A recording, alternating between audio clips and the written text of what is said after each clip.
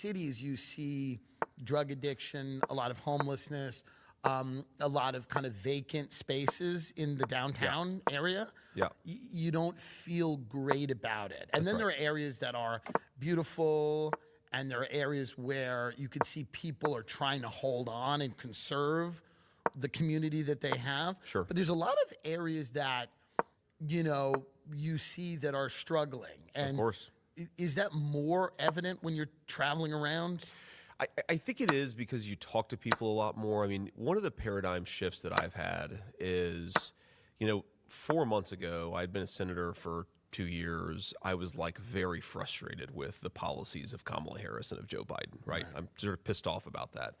Well, the thing that I think that sometimes leads into is you kind of get this tunnel vision about like policy and not about the people who are actually affected by it. Right. And it also, I think honestly, being out there has made me more fundamentally optimistic about our country, right? Because you're right, there is a lot of poverty and there's a lot of problems in our cities, and I'll talk about that in a second. But like, you also, you know, I met this woman, really affected me about a month or so ago.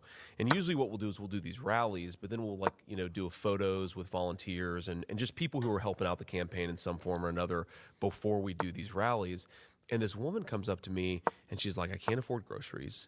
You know, I've been like working my whole life. Things are really tough. She tells me that for like 20, 30 seconds. And then she spends 3 minutes talking about how she says a prayer every single night for me, my wife, and our 3 kids by name. She's memorized the names of my children, a guy she's never met, so that she can pray for their safety. And you're like, okay, there's a generosity of spirit out there that, yeah, we can be pissed off about the policies of Kamala Harris, and we should be, frankly, because she's a disaster. But we can also be, I think, more hopeful about the country. And that's like a paradigm shift that I've had. And the second thing that I realized is you talk about cities, right? So obviously you're usually flying into a city, even if you're not. Has that woman who can't afford the groceries seen any of the dancing at the rallies? Because to be honest, it is not nothing, the dancing that's going on. There is a lot of good dancing. And if she were to perhaps see that, she could stop kind of being ungrateful and kind of... Yeah, you know, I don't think this. Or heard about Tim Walz's time in China. That's interesting. That he's in China. That's good. I think. I don't know that Kamala Harris dancing at the rallies it makes this woman feel better about not being able to afford groceries, right? And dude, there is just the thing that's different about the Trump rallies versus the Kamala Harris rallies is the fake joy.